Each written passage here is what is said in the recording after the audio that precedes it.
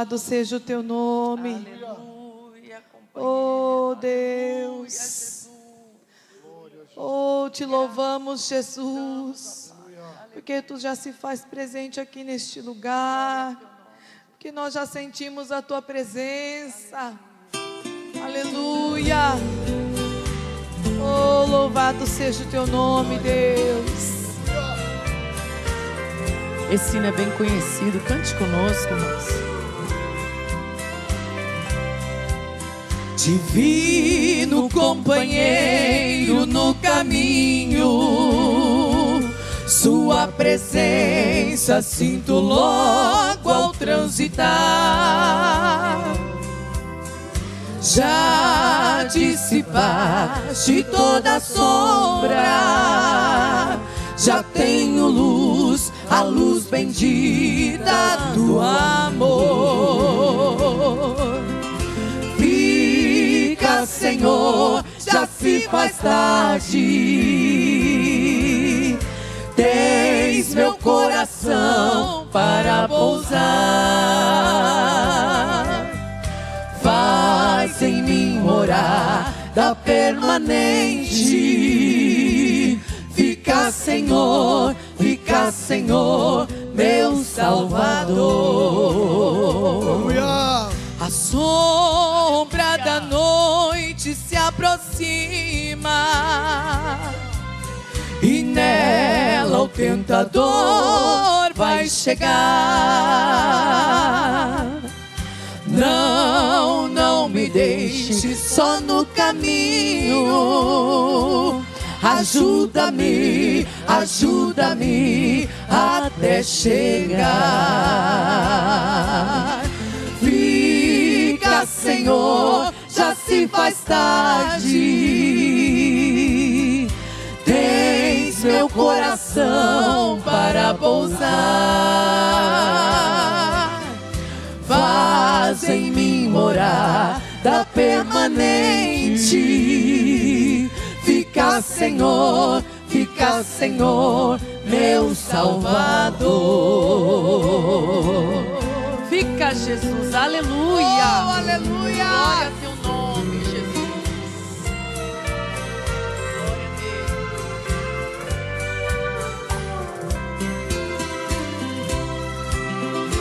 Fica, Senhor, já se faz tarde,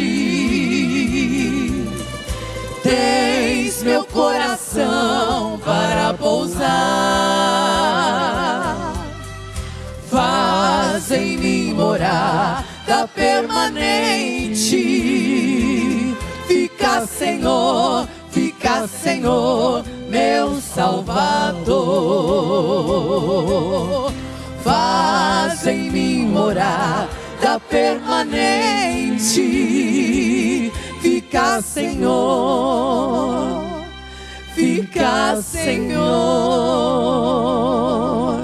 meu Salvador.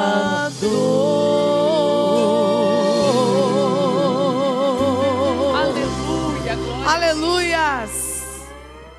Meus queridos, esse louvor tem muito a ver com esta lição. Eu não sei quantos irmãos já adquiriram as revistas. Olha, que bênção, que bênção. Não sei quantos também puderam adquirir o livro. Quem puder vai ser de grande valia. Nós colocamos até aí na tela, o pastor Osiel Gomes é o nosso comentarista dessa revista, que é o pastor presidente da Assembleia de Deus lá em Tirirical, em São Luís, no Maranhão, e que tem sido um dos grandes expoentes, comentaristas da nossa revista, trazido assuntos de suma importância para a vida da igreja. Formado em teologia, filosofia, direito, pedagogia, psicanálise, pós-graduado em docência do ensino superior, tendo lecionado grego e hebraico no Seminário Batista.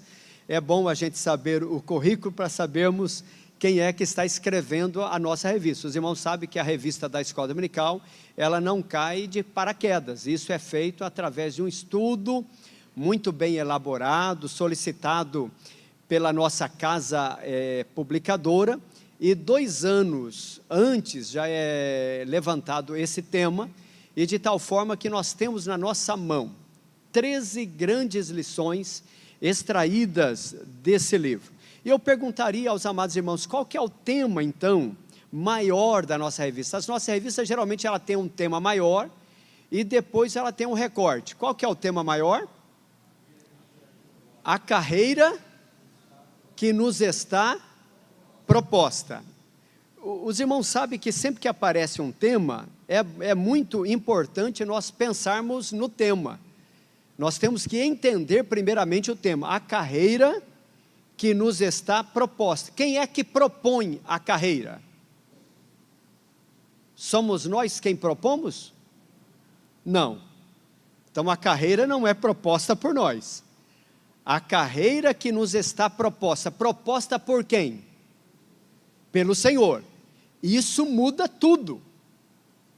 Isso muda o nosso entendimento sobre as 13 lições que nós vamos aprofundarmos nela.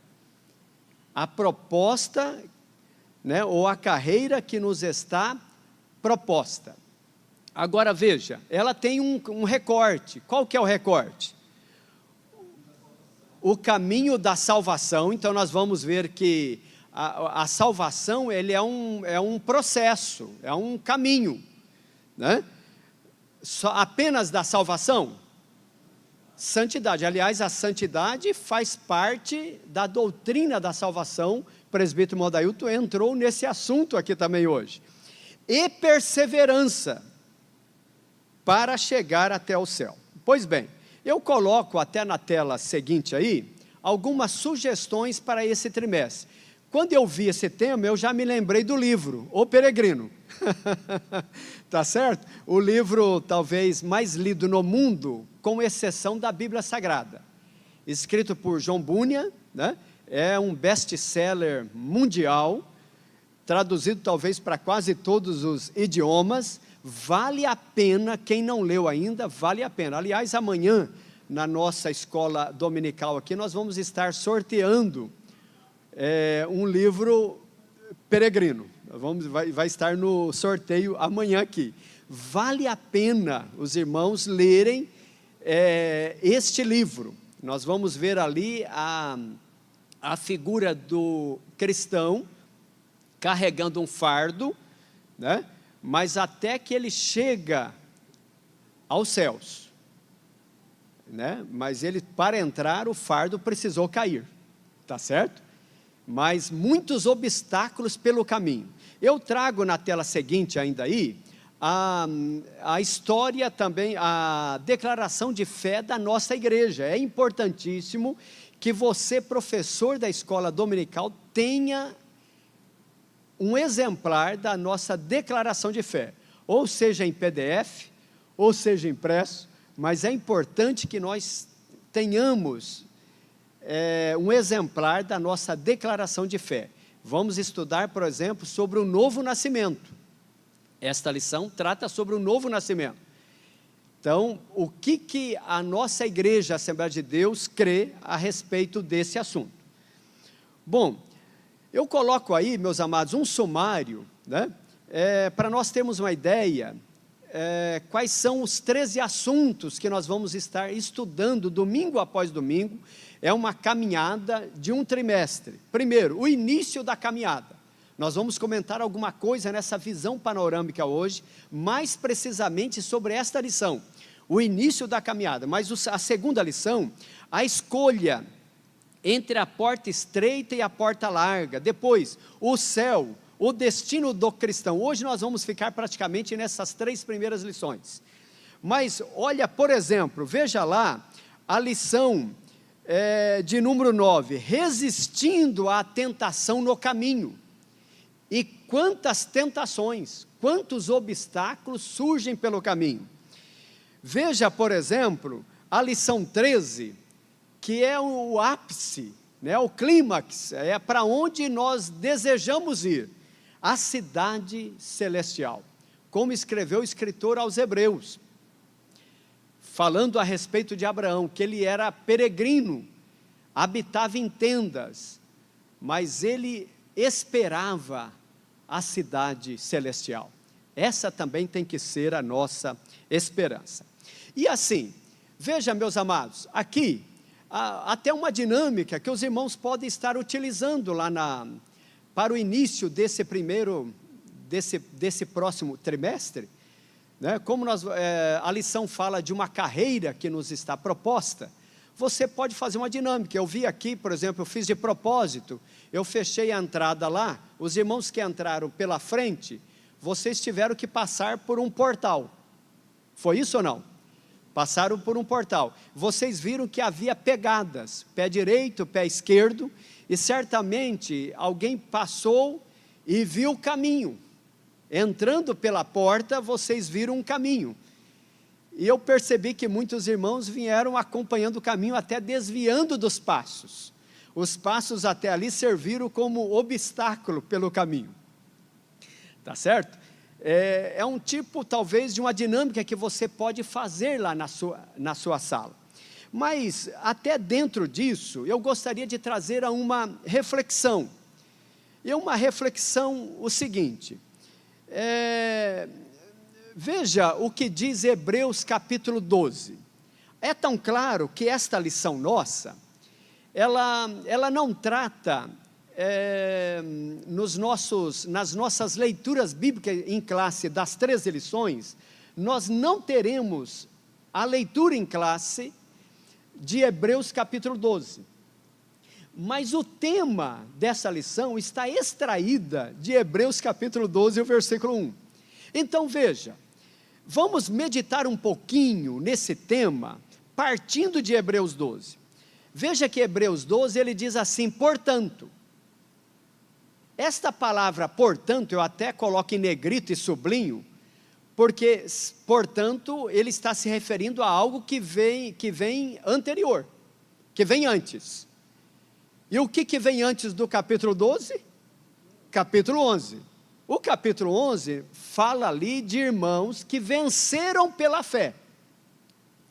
O vencer pela fé nem sempre foi bonança, alguns foram queimados no fogo, cerrados ao meio, jogado às feras. Então, o escritor aos Hebreus, escrevendo para os irmãos judeus, que tinha se convertido a Cristo, mas que agora, diante dos embates da vida, estavam desanimados, achando que era melhor retroceder, que o judaísmo era melhor do que o cristianismo, apesar de não ter ainda esse nome. Eles queriam voltar atrás, e a carta é escrita, o Espírito Santo usa o escritor da carta aos Hebreus para dizer, olha, vocês não podem retroceder. O Antigo Testamento era apenas uma sombra, ele apontava a realidade que haveria de vir, mas vocês conheceram a verdade, conheceram a realidade, por que retroceder? E ele vai contar exemplos de homens que já haviam vencido nesta esperança, e eles agora estavam sendo a realidade daquilo que era uma esperança. Então ele começa, portanto, nós também, pois que estamos rodeados de uma tão grande nuvem de testemunhas, deixemos todo o embaraço e o pecado que tão de perto nos rodeia, e corramos com paciência a carreira que nos está proposta. Veja, meus amados, aqui nós temos algumas coisas. Aqui parece que é a figura de um atleta, não parece que é uma figura de um atleta? E esse atleta parece que ele está dentro de um estádio, porque as testemunhas estão rodeando, estão em volta, e o atleta está correndo, mas ele está sendo observado, ou ele tem ali uma grande nuvem, não é uma pequena, mas um grande número de pessoas que são testemunhas. Quem são estas nuvens, ou esta nuvem de testemunhas? com certeza é o que está se referindo Hebreus capítulo 11, e outros tantos que não estão mencionados ali. São estas testemunhas que venceram. Quem está na arquibancada, essa nuvem de testemunha, não estão ali para nos aplaudir, não, senhores. Estão ali para dizer, olha, nós vencemos, você pode vencer também. Nós não éramos super-homens, homens como vocês, sujeitos às mesmas paixões, nós vencemos, vocês podem vencer também. E ele diz que nós, portanto, que temos esse exemplo a ser seguido, então eu posso correr, e posso correr com perseverança, porque eu tenho, os irmãos sabem que os atletas profissionais hoje, é muito comum nos estádios, quem já teve a oportunidade de entrar, os atletas, quando eles estão saindo ali do vestiário, antes deles entrarem no campo, eles passam pelos corredores dos vestiários, e ali estão aqueles outdoors, estão ali posters grandes de atletas do passado, que foram grandes campeões, grandes vencedores. E por que eles fazem isso, colocam isso? Para que os jogadores, ao saírem do vestiário, para ir para o campo, eles possam se inspirarem em grandes vencedores do passado. Assim também somos nós. Quando nós olhamos para Hebreus capítulo 11, nós nos inspiramos na fé desses irmãos que venceram pela fé em Cristo Jesus. Mas veja, meus amados, ele diz, deixemos todo o embaraço, né? Tem uma versão da Bíblia, acho que está na próxima tela, irmão Charles, eu coloco aí a versão da NAA, livremos-nos de todo o peso, porque o atleta, a corrida é longa, não é longa? A corrida cristã é uma maratona, não é uma corrida de 100 metros, é uma maratona. Alguns terminam antes, outros vão longe. Então nós temos que deixar todo o peso. Volta lá na tela anterior, meu amado.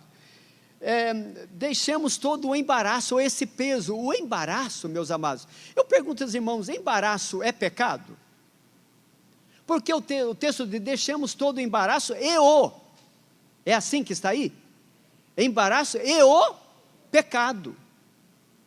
Veja, nem todo embaraço é pecado, mas o embaraço pode nos fazer perder o foco do céu.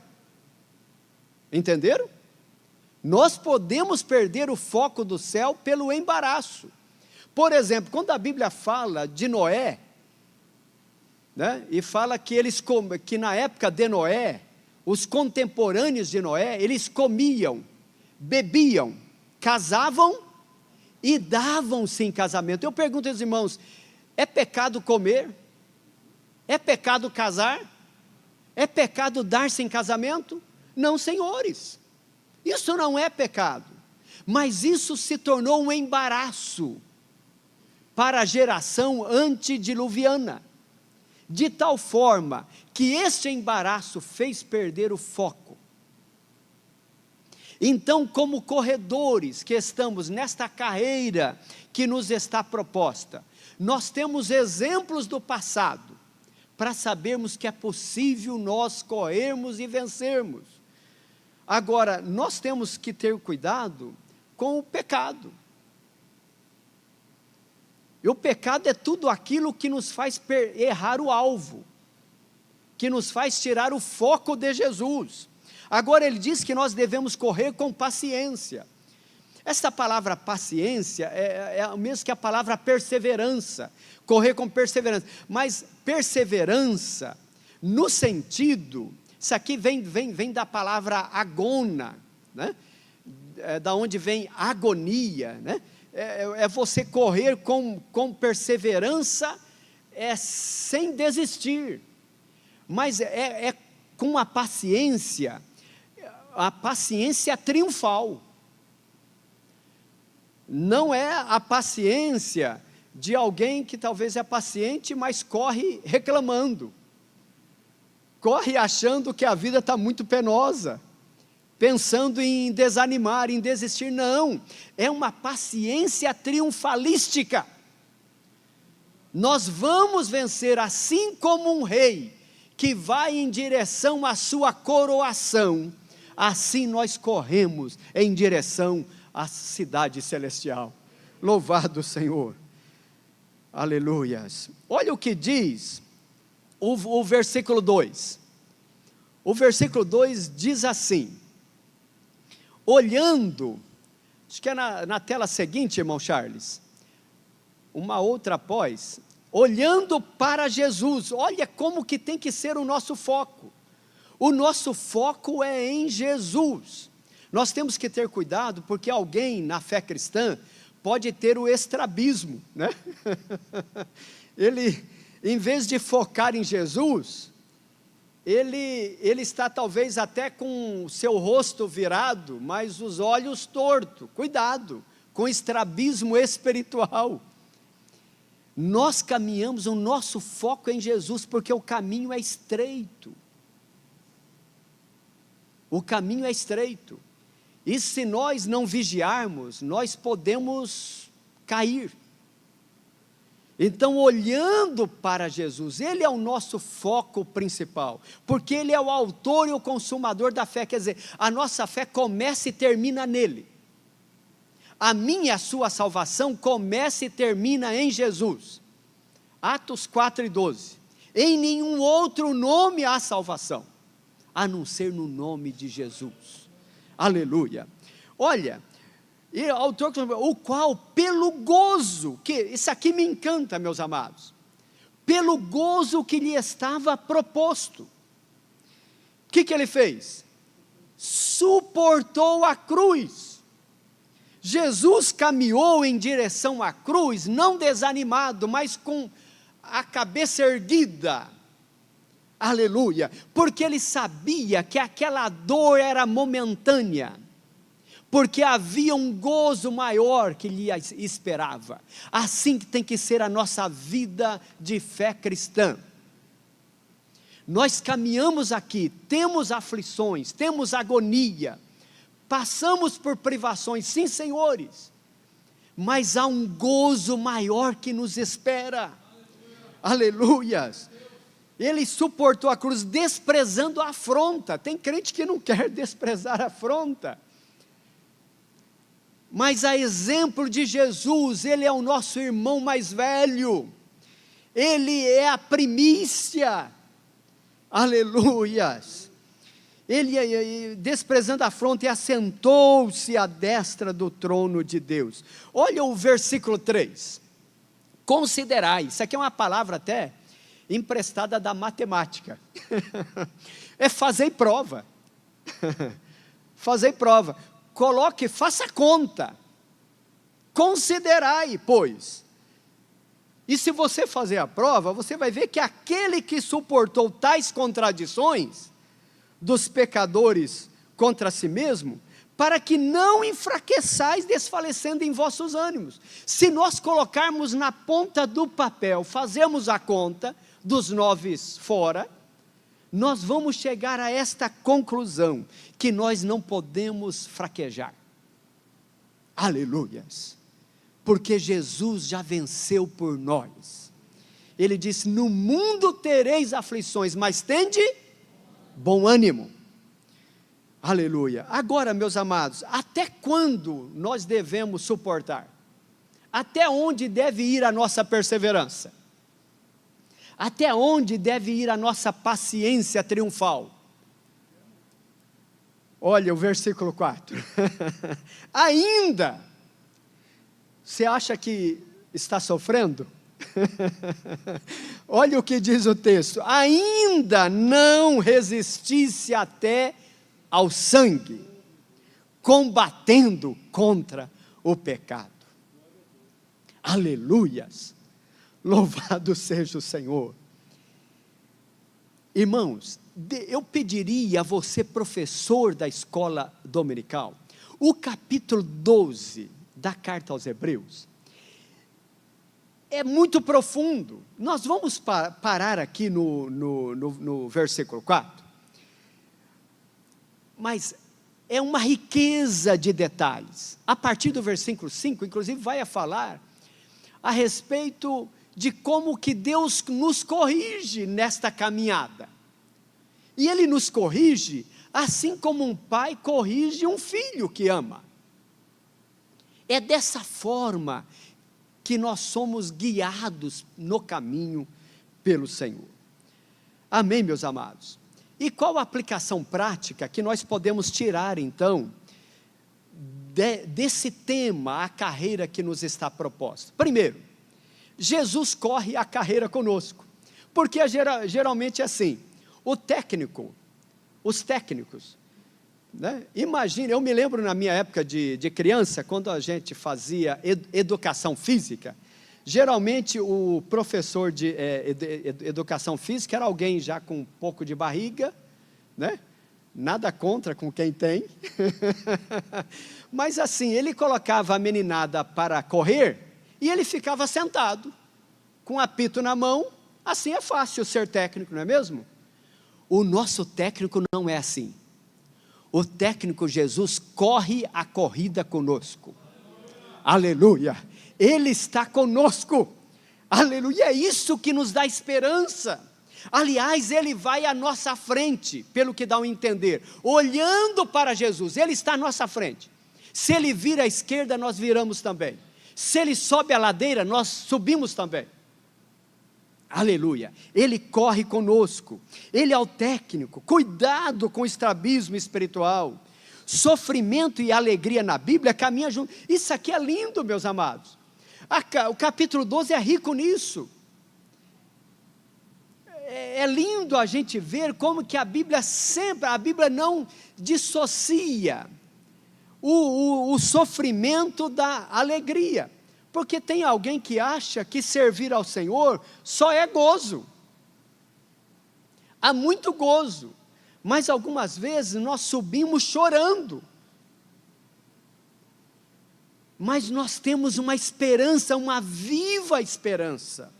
Aleluias, louvado seja o Senhor. Jesus foi para a cruz como um rei que caminha em direção à sua coroação. Nem todo embaraço é pecado, mas pode nos custar o céu. Olha na outra tela, a outra aplicação prática. Quanto menor for o peso, melhor será a nossa corrida. Irmãos, correr levando peso não vale a pena. É melhor corrermos leve. Aleluia. É por isso que os nossos pés têm que estar calçados com a preparação do Evangelho da Paz. Você não pode correr com outro calçado. Um tênis pesado, não, corre com tênis leve, calçado os pés na preparação do Evangelho da Paz.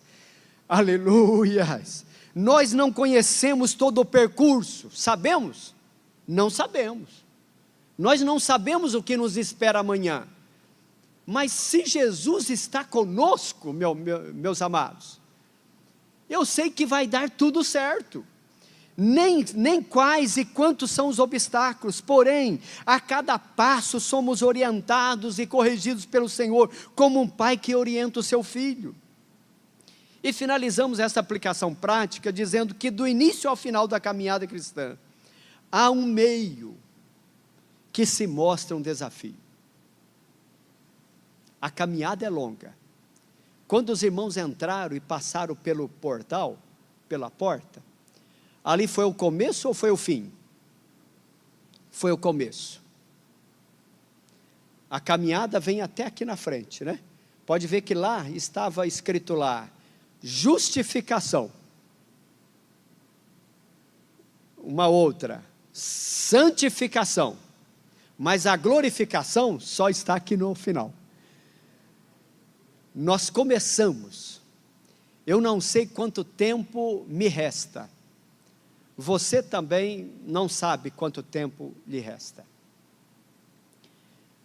Mas sabemos quem é que está conosco nesta caminhada. Aleluias, louvado seja o Senhor. Veja na tela seguinte o processo o processo da salvação.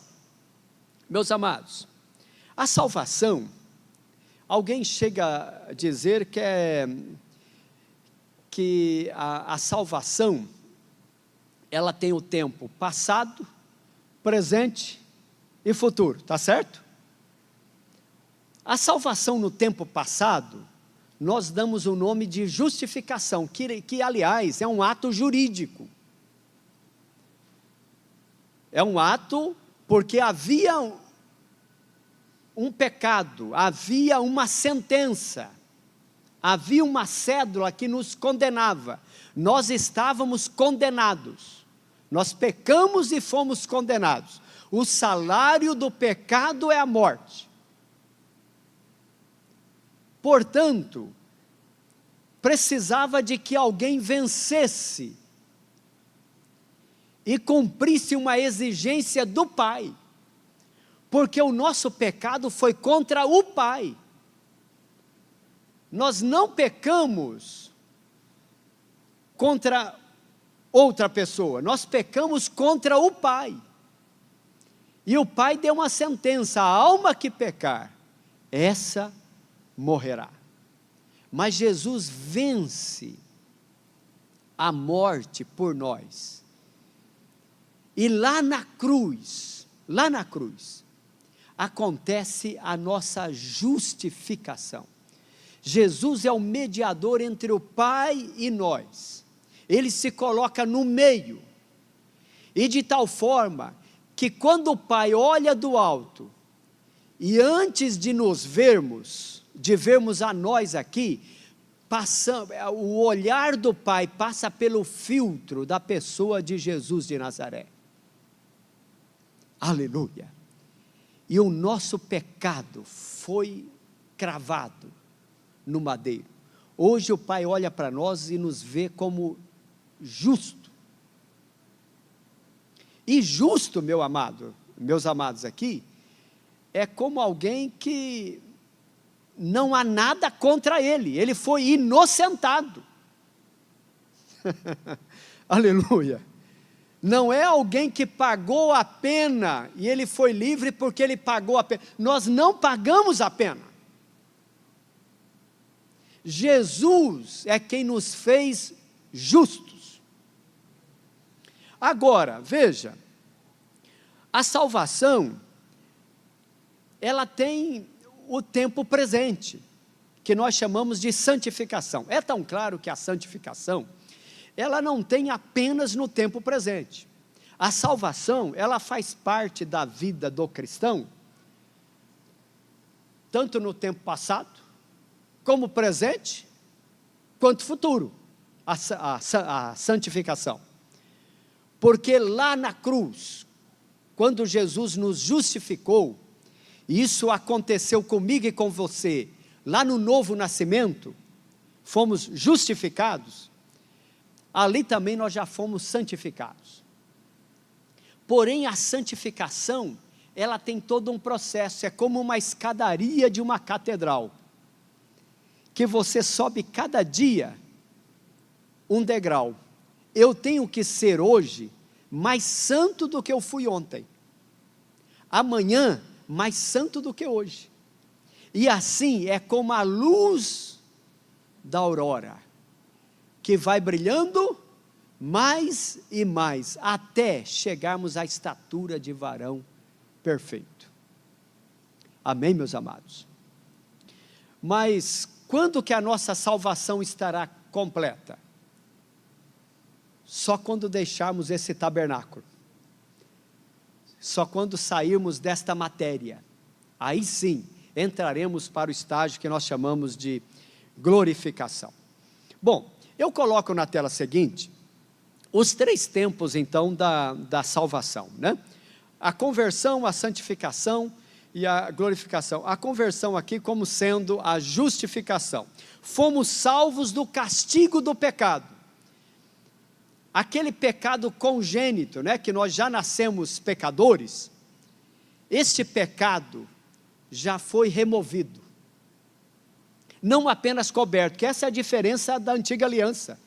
A antiga aliança, o que o sangue dos animais fazia? Apenas cobria.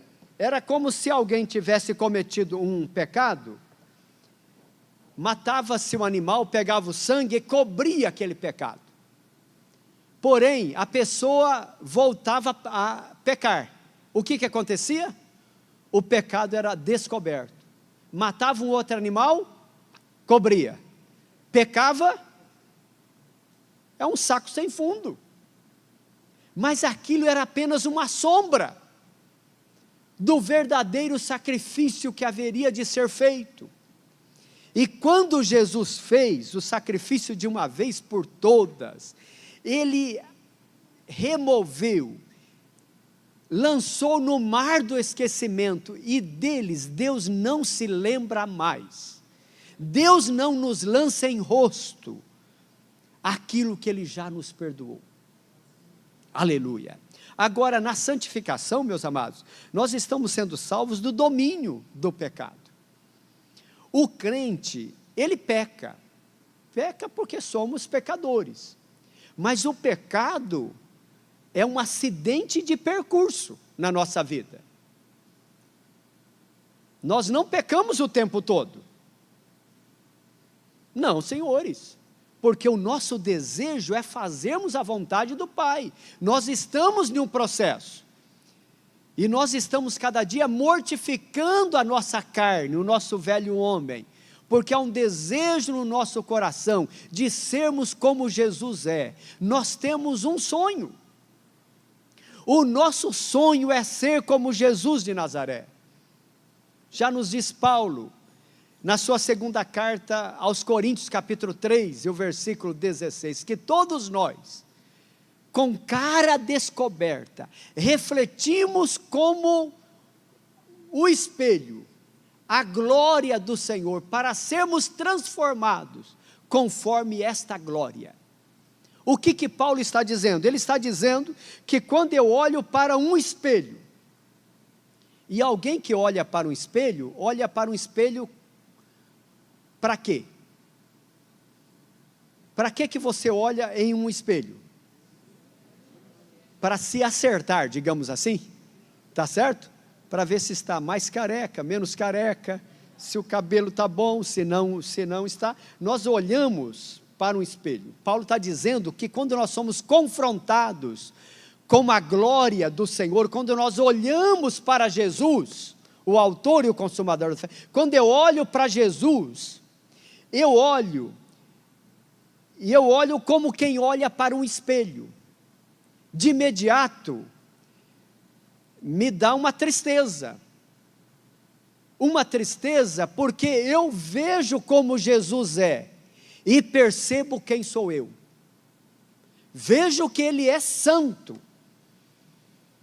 santíssimo, vejo que eu sou um miserável pecador, mas me traz uma alegria, porque o Espírito Santo é aquele que está agindo e trabalhando no nosso interior, para que eu seja a cada dia moldado, a minha imagem espiritual seja moldada e transformada, conforme a imagem que eu estou vendo refletir no espelho. Aleluias! Vamos ler esse versículo?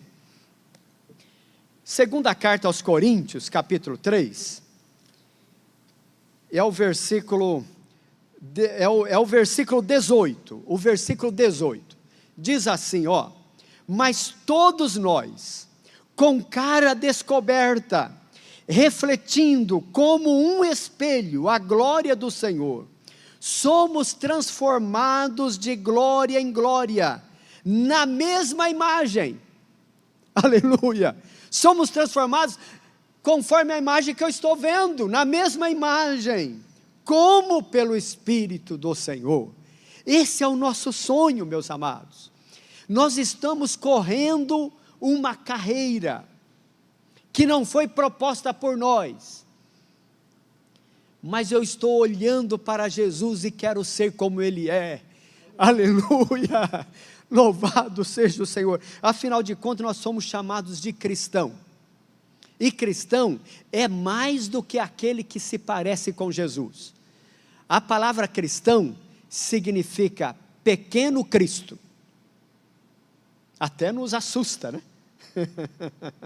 Porque o sonho de Deus é a terra povoada de Jesus. É a terra povoada de pequeno Cristo. O sonho de Deus é que eu e você, aonde chegarmos, os homens possam ver Cristo em nós. Aliás, diz o apóstolo, Cristo em vós, a esperança da glória. Aleluias, louvado seja o Senhor. Meus amados, mas veja, diante disso, a lição de número 1, ela vai falar sobre o início desta caminhada. E eu comentava com os irmãos que vocês passaram ali pelo portal e ali, figuradamente, iniciou-se a caminhada. Eu não sei qual foi o início da sua caminhada. Até porque, como saber exatamente qual foi o dia que nós fomos justificados? Mas veja, vamos pensar em alguma coisa a respeito disso. Os irmãos sabem que o pecado, ele maculou a imagem de Deus. Nós não fomos criados à imagem e semelhança de Deus? Sim ou não? Criados à imagem e semelhança de Deus. Nós não perdemos isso. Porém, a imagem e semelhança de Deus foi manchada, foi maculada, foi danificada.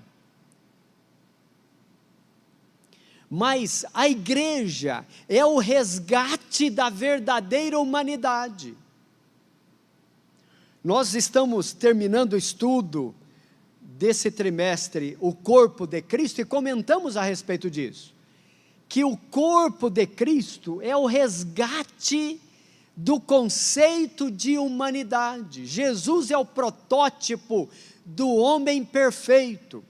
Já nos dizia os irmãos de Lausanne, que em Jesus de Nazaré, a gente vê Deus como Ele é, e o homem como o homem deve ser.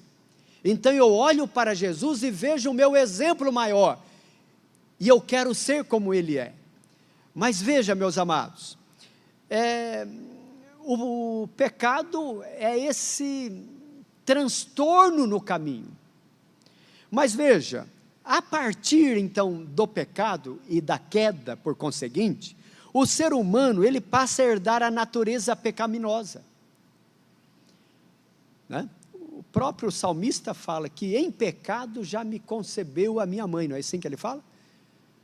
Né? O pecado que nós chamamos de pecado congênito, nós já nascemos pecadores. O nascimento humano, o nascimento biológico nosso, todo ser humano, com exceção de Adão, da sua esposa Eva e de Jesus de Nazaré, que é o segundo Adão, com exceção desses três, todos os demais homens que vieram ao mundo já nasceram pecadores. Pastor Mário, mas por que Jesus é a exceção? Porque Jesus não teve a participação do homem. O anjo Gabriel disse para Maria, a sombra do Onipotente te cobrirá. Aleluia. E sem que houvesse a participação do homem, Maria se achou grávida. Jesus nasceu sem pecado, cumprindo uma das exigências de Deus para o Salvador do homem.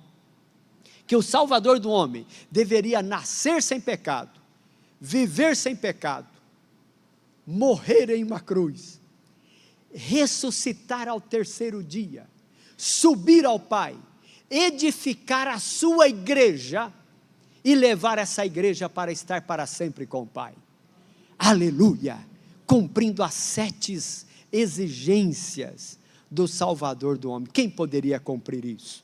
Só Jesus, que venceu para desatar os 7 selos. Aleluias, louvado seja o Senhor. Mas o homem, meus amados, tem a opção de escolha.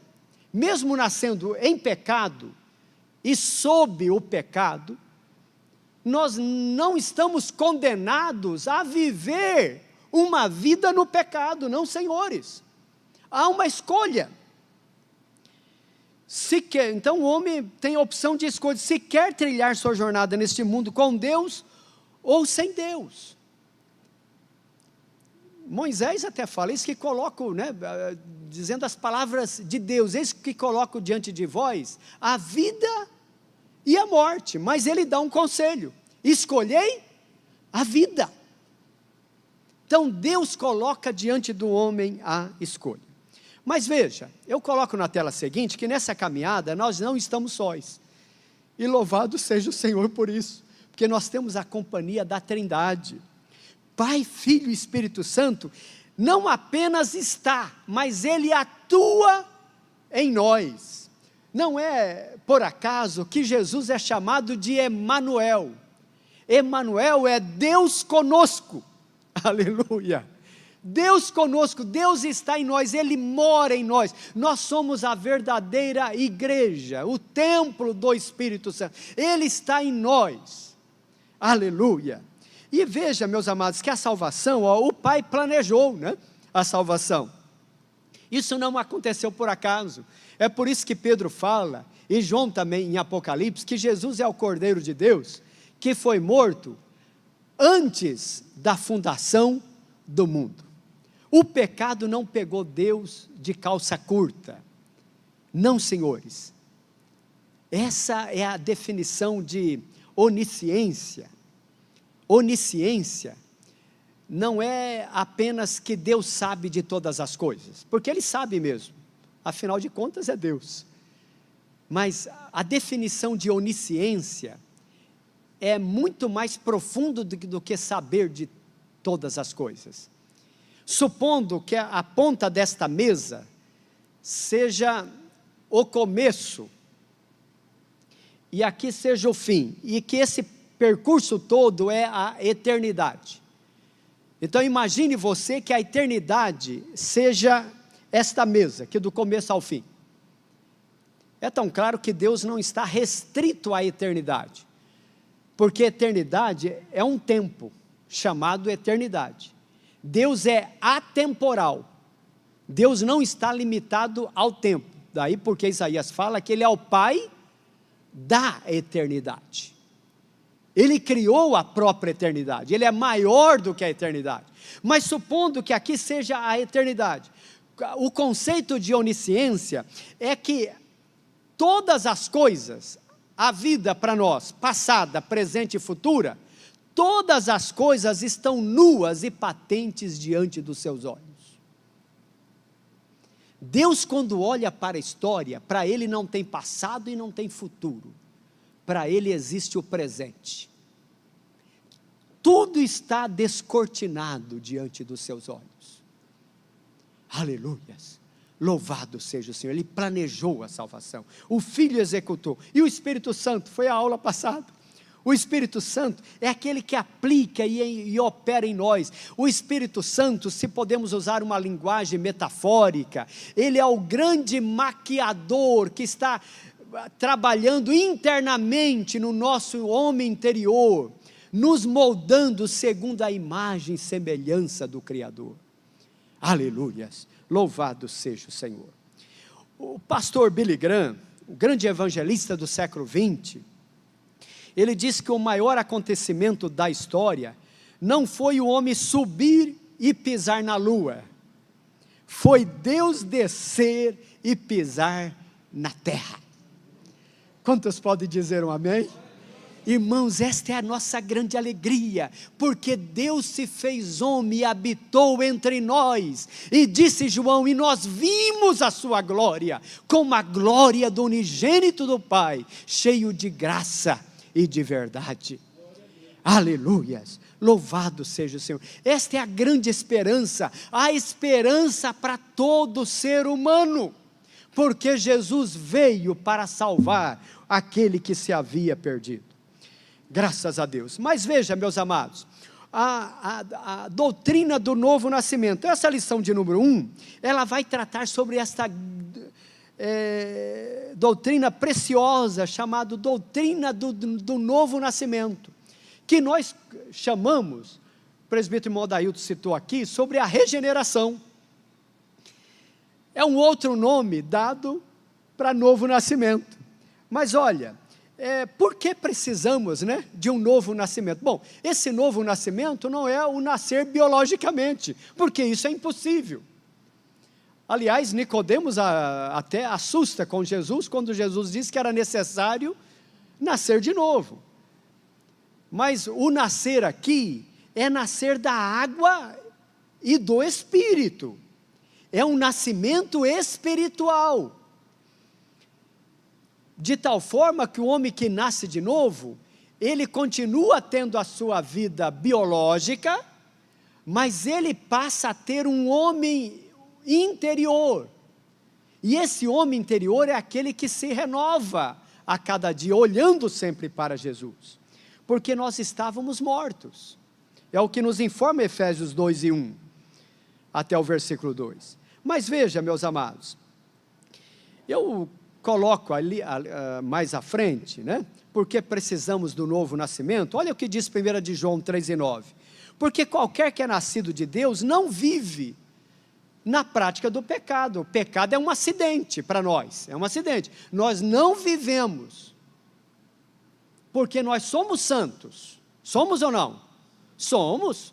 Paulo, quando ele vai escrever a sua carta aos Colossenses, ele diz: aos santos que estão em Colossos, aos santos que estão em Filipos, aos santos que estão em Tessalônica. Eram santos, mas estavam em Tessalônica. Era santos, ou nós somos santos, mas estamos em Ribeirão Preto. Enquanto somos santos, mas estamos em Ribeirão Preto, estamos sujeitos a pecar, mas como acidente. O crente não pode ser aquele que peca o tempo todo, porque tem alguém que talvez com medo, né, de desagradar a Deus, ele diz: olha, bate no peito o tempo todo, eu sou pecador. Sim, irmãos, somos, mas eu sou santo. Aleluia.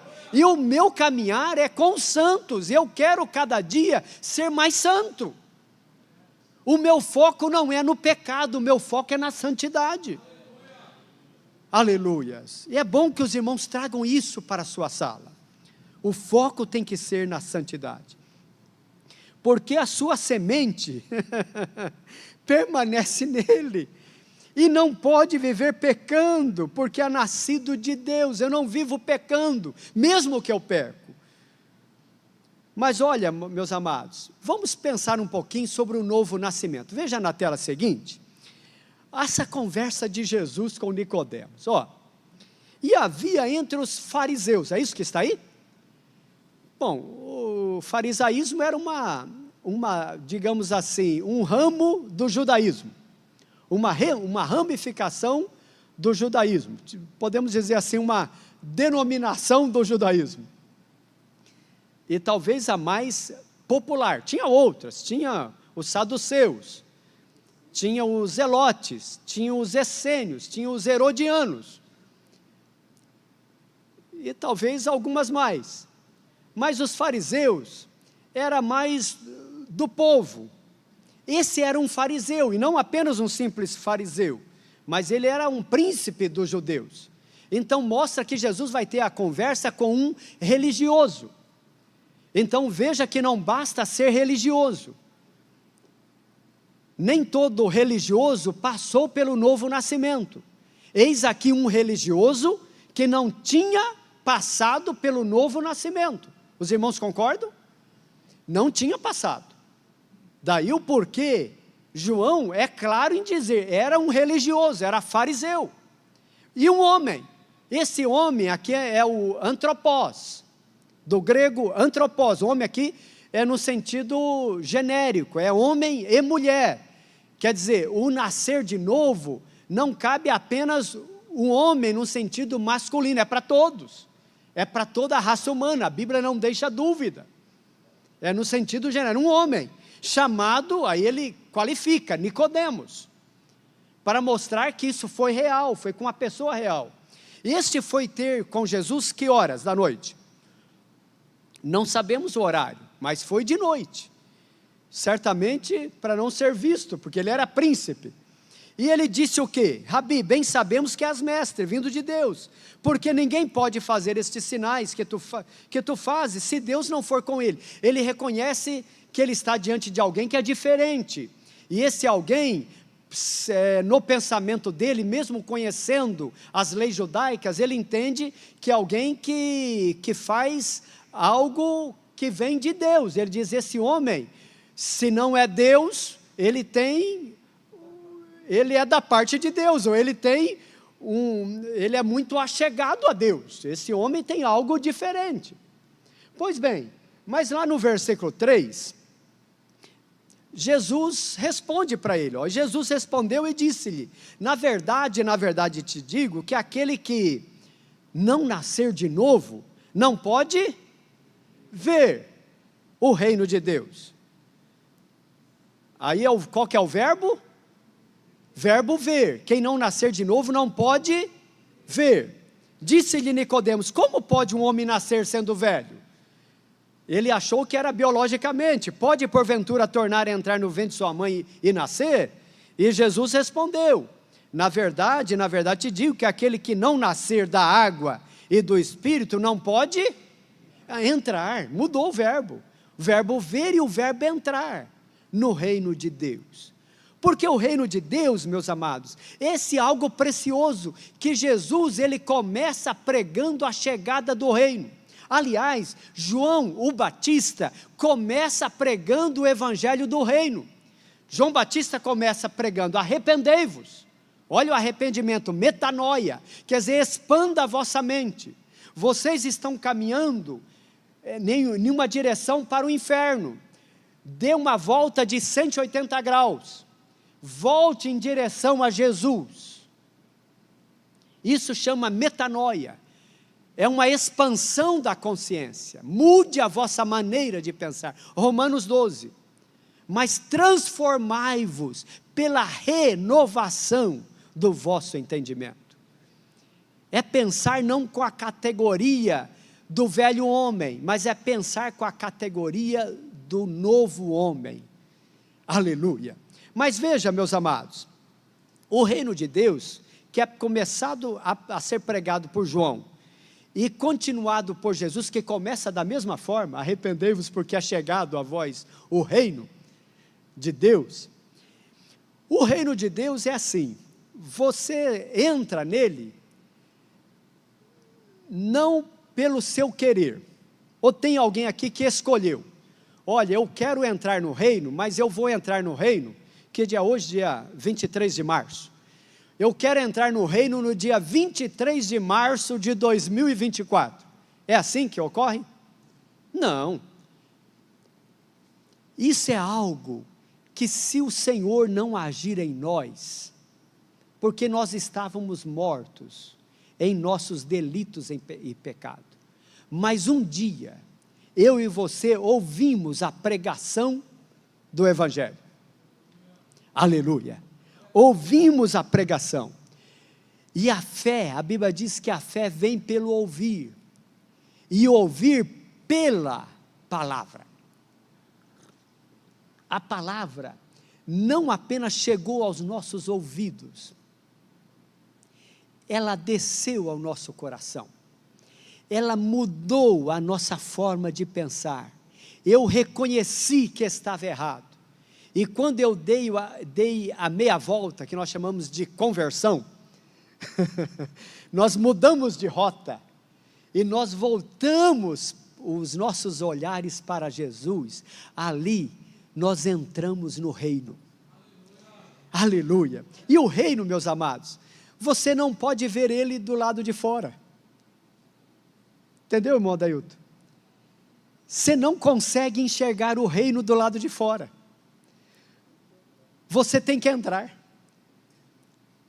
o reino é tão especial, é por isso que é difícil, quando nós vamos evangelizarmos, irmão Danilo, imagine que nós vamos evangelizarmos, e a gente chega para alguém que não nasceu de novo, e a gente diz assim, olha, é tão bom ser crente, essa pessoa diz, Danilo está louco, é bom ser crente? em pleno sábado, das 18 às 21 horas, ouvindo dois carecas, eu mais, falando. Domingo pela manhã, estar na escola dominical. Esse povo está na igreja o tempo. Eles não entendem eles acham que isso é loucura. Por isso que Paulo fala que a mensagem do Evangelho é loucura para os que perecem. Mas para nós, o que é? É o poder de Deus. Porque nós entramos no reino. Aleluia. Um determinado pastor, contando uma ilustração, uma forma de entender melhor esse assunto, ele contou uma metáfora, mais ou menos assim. Imagine que nós tem uma praça. Sabe estas praças que nós temos na nossa cidade? Uma praça. E nessa praça, você passa todos os dias por aquela praça. Você vai, volta, você passa por aquela praça várias vezes. E naquela praça está lá uma nave espacial. Tem uma nave espacial naquela praça, mas é uma nave espacial invisível. Óbvio, se é invisível, eu e você não podemos vê-la, tá certo? É invisível. Nós passamos todos os dias, vamos e voltamos, mas não a vemos, porque ela é invisível. E já passamos por esta nave várias vezes, e não vimos, e nem sentimos, porque é invisível. Mas um determinado dia, e um dia muito especial para mim e para você, quando nós estávamos passando por aquela praça, nós fomos sugados para dentro desta nave. E quando nós fomos sugados, nós nos alegramos, porque nós percebemos que caímos dentro do reino de Deus. Aleluia! O reino dos céus é isso, é algo tão especial, mas que quem não nascer de novo não pode ver, e não pode ver porque não entrou, mas quem entra vê e não quer sair mais. Aleluias! Louvado seja o Senhor. Então, meus amados, o novo nascimento é esta regeneração que Deus faz nascer no início da nossa caminhada. Mas olha, meus amados, a importância, né, do Novo Testamento para a formação de quem inicia a caminhada cristã. Veja, nós até citamos aqui, por exemplo, a carta aos Hebreus, que ela apontava, né, e não, que a carta aos Hebreus comenta, que a antiga aliança, o Antigo Testamento, apontava para Jesus, era apenas uma figura, uma sombra. Mas em Jesus nós temos a realidade. Agora, entre o Antigo Testamento e o Novo Testamento, nós temos aquele período, que nós chamamos interbíblico. Lembra das nossas Bíblias antigas? Eu sou da época ainda que você comprava uma Bíblia, lá da Joerp, lembra da Joerp, que tinha o peixinho aqui? Os irmãos sabem que o peixe foi o primeiro símbolo do cristão? Né, os nossos primeiros irmãos eram chamados de caminho, né? Os do caminho. Primeiro nome que os nossos irmãos receberam, caminho. Os do caminho, porque Jesus disse, eu sou o caminho. Então, o primeiro nome, caminho. E os nossos irmãos, eles faziam o desenho no ar, né? O primeiro símbolo que os nossos primeiros irmãos, na época da perseguição, usavam para identificar que era um cristão. A Joerp usava esse símbolo nas Bíblias antigas, como um peixe. Mas essas Bíblias, quando você terminava lá o livro de Malaquias, antes de começar Mateus, o que tinha? 4 páginas em branco. Hoje eles economizam papel até nisso, né? Eu achava bonito aquilo, hoje tem uma só, o Novo Testamento, mas na época tinha 4, significando 4 séculos, 400 anos sem Deus falar com o homem. Não era bonito isso? 400 anos, até que aparece João Batista, né, que é o tema inclusive da lição 2, a lição 2, ela vai falar sobre Mateus capítulo 3, Coloca ali, irmão Charles, para nós, Mateus capítulo 3, que eu não coloco aí na nossa descrição, capítulo 3, que diz assim, olha, versículo 1, e naqueles dias apareceu João Batista pregando no deserto da Judeia, versículo 2, e dizendo, arrependei-vos, porque é chegado o reino dos céus, versículo 3, porque este é o anunciado pelo profeta Isaías, que disse, voz do que clama no deserto, preparai o caminho do Senhor, endireitai as suas veredas. Aleluia. Irmãos, isso me encanta, sabe por quê? Deixa um pouquinho aí, irmão Charles, nesse versículo 3, sabe por que me encanta? Porque João, depois de 400 anos, ele aparece pregando uma palavra dura, contundente, com ousadia, e alguém pergunta para ele, quem é você, João? Você é o Cristo? Ele diz, não, eu sou apenas uma voz, eu sou apenas uma voz, mas uma voz qualquer? Não, uma voz que clama, é isso? Ou é uma voz do que clama? Tem o do aí antes? Voz do que clama. Quem é que estava clamando? Porque se fosse uma voz que clama, era João clamando. Eu sou a voz que clama.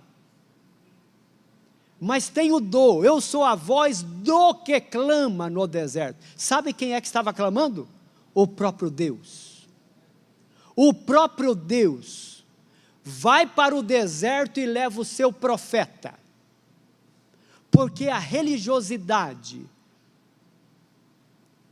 o templo estava contaminado, política e religião se tornaram uma coisa só, os sacerdotes se venderam para os romanos, Deus não habitava mais no templo, Deus vai para o deserto, mas leva o seu profeta. E o profeta diz, eu sou a voz do que clama no deserto. Preparai, aleluias, o caminho do Senhor, endireitai as suas veredas. Aleluias. Mas veja, meus amados, pode voltar lá, irmão Charles. A lição 2, isso aí, a lição 2. A escolha entre a porta estreita e a porta... O que vem primeiro, a porta ou o caminho? O que vem primeiro, porta ou caminho? Como que é?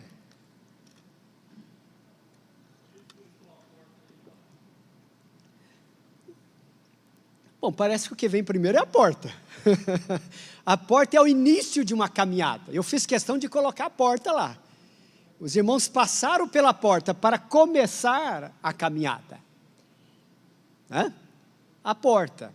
Agora, quantos tipos de porta tem? Duas, né? É sempre em dupla aqui, né? É duas portas. Estreita e a larga. E caminho é quantos? É dois também. O espaçoso, ou largo, né? E o apertado. A gente fala estreito, eu gosto da tradução que fala apertado, né? Ajustado, comprimido. Entendeu? Mas veja, vamos pensar um pouquinho. Olha o que disse Jesus. Mateus capítulo 7, né? Mateus capítulo 7, ó. Entrai. Entrai aqui, Jesus dá uma voz de comando. Sim ou não? É um comando, entrai.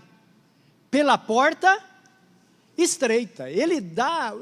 Irmãos, Jesus está orientando na caminhada. Ele não deixa dúvida. Ninguém pode errar os céus. Entendeu? Ninguém pode errar os céus.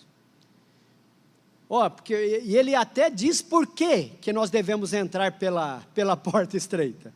Porque larga é a porta, e espaçoso o caminho que conduz à perdição. E muitos, é isso que está aí? Muitos são os que entram por ela. Então, aqui já nos dá uma dica o seguinte, que a quantidade de pessoas que vão entrar pela porta estreita é menor do que a quantidade de pessoas que entram pela porta larga, tá certo? Está subentendido isso aí. Então veja que a voz da multidão nem sempre é a voz de Deus. Cuidado com a voz da multidão. Nem sempre a maioria tem razão. A porta que conduz aos céus é estreita. Agora olha o 14. E por quê?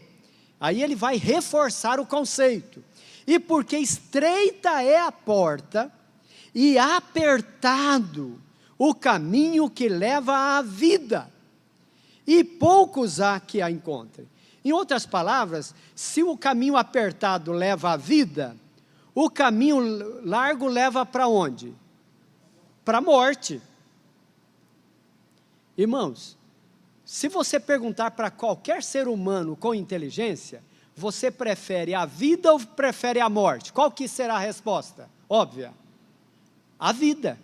Todos querem a vida. Mas Jesus deixou claro qual é o caminho que conduz à vida. Mas veja, olha o que ele diz no versículo, isso, meu amado, aí mesmo, eu só coloco alguma questão, essa palavra porta, né? Até coloco embaixo, não sei se está dando para os irmãos entender aí, que ela vem dessa palavra grega, tura, que porta é uma entrada, é um lugar de passagem, é um portal, é um início para uma caminhada, porta.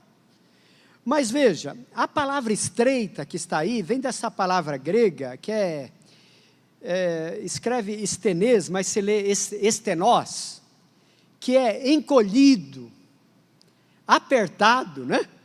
Afunilado, comprimido, ajustado. E assim, meus amados, eu coloco até algumas figuras para a gente imaginar, né? Veja aí a figura, por exemplo, do caminho estreito e da porta estreita, porque a porta estreita passa pela cruz, né? A porta estreita, veja aí a figura da pessoa que parece que é difícil passar, se tiver bagagem, se estiver levando uma mochila, né? Não passa, não passa. É por isso que a Bíblia diz, despojai do velho homem que se corrompe. Despojai quer dizer, tira fora. Esse tem que ser o nosso caminhar. E o caminho, meus amados, nem sempre ele é reto. Esse caminho, ele pode ter curvas. Eu me lembro na minha época de criança, os meus pais tinham em casa aquele quadro, como se fosse o olho que tudo vê. Era um quadro dos dois caminhos, era chamado dos dois caminhos, tinha um olho, e tinha a porta larga, e que, né, com boates, com danceterias, e tinha no outro lado, aí do lado direito, tinha lá o caminho que conduzia, o caminho estreito que conduzia aos céus, e era apertadinho. Irmãos, a vida cristã é assim. Então, meus amados, veja que a palavra caminho, eu até coloco aí, ó, na próxima tela, que o caminho, que a palavra caminho vem do grego rodós, que é estrada, lugar de tráfego. Mas mais do que estrada e lugar de tráfego, quando Jesus fala, eu sou o caminho, ele está querendo dizer, eu sou a estrada, eu sou o único meio de vocês chegarem ao Pai. Eu sou o elo. Sem mim, vocês não chegarão ao Pai. Mas quando aqui Jesus vai falar no capítulo 7, que ele vai dizer, o caminho é estreito, esse caminho estreito é no sentido de conduta.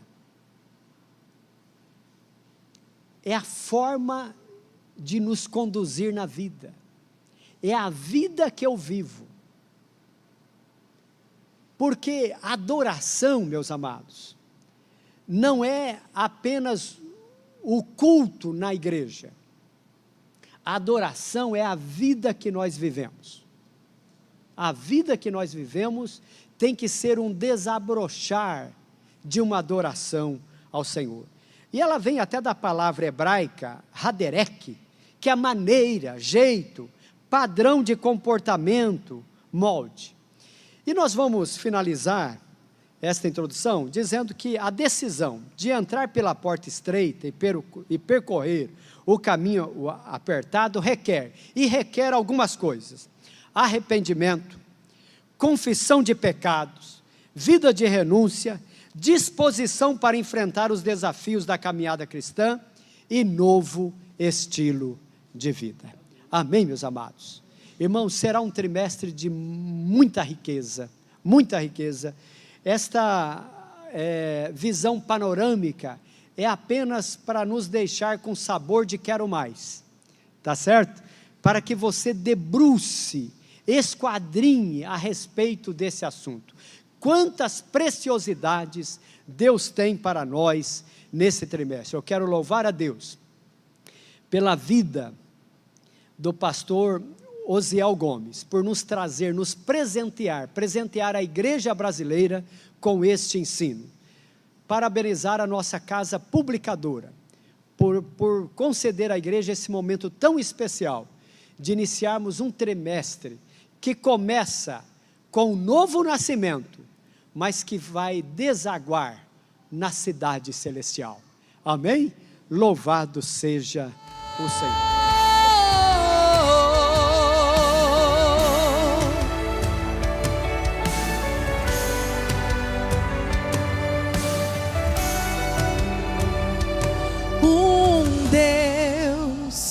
Rodeado de glória, és adorado. 24 horas os serafins cantam: Santo, Santo, incansavelmente, Santo, Santo. E eu, um homem tão falho, e de impuros lábios, o que um Deus tão grande assim viu de importante em mim.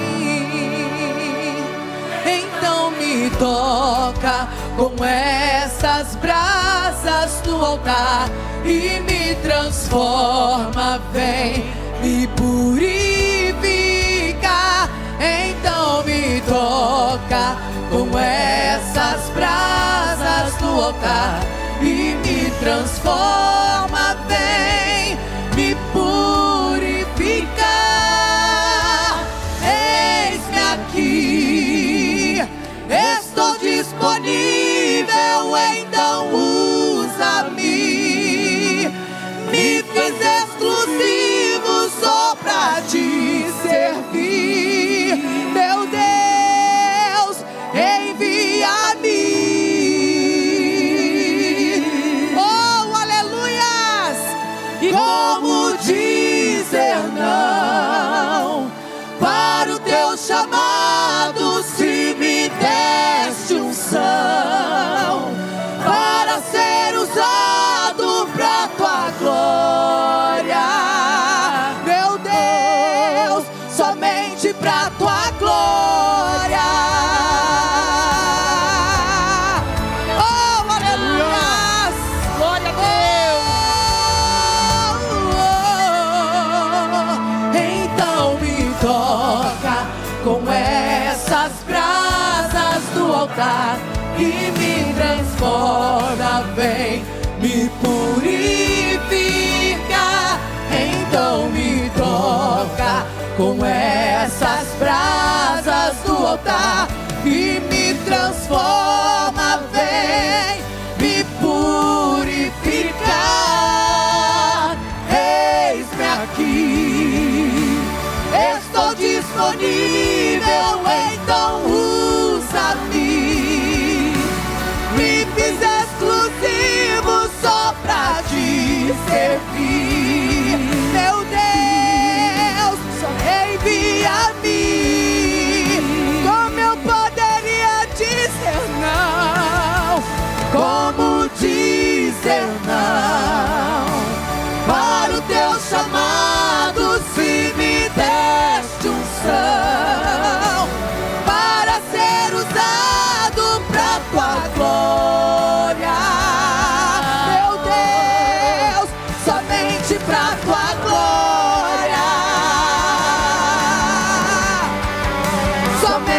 pra tua glória. A glória é tua e de mais ninguém. Aleluia. Toda esta unção é pra tua glória, tua glória. Geração eleita, eis-me aqui. Quantos podem dizer? Sacerdócio real, eis-me aqui. Tá fraco, irmão, vamos lá. Povo exclusivo de Deus, eis-me aqui. Nação santa, diga eis-me aqui. Geração eleita, eis-me aqui. Oh, glória! Sacerdócio real, eis-me aqui. Povo exclusivo de Deus, eis-me aqui. Nação santa, santa, santa, eis-me aqui. Estou disponível, então usa-me. Me fiz exclusivo só pra te servir. Oh, meu Deus, envia-me. Eu estou aqui pra ti. Como dizer não para o teu chamado? Se me desse unção, ser usado pra tua glória. Meu Deus, somente pra tua glória. Somente pra tua glória. Somente pra tua glória. Somente pra tua glória.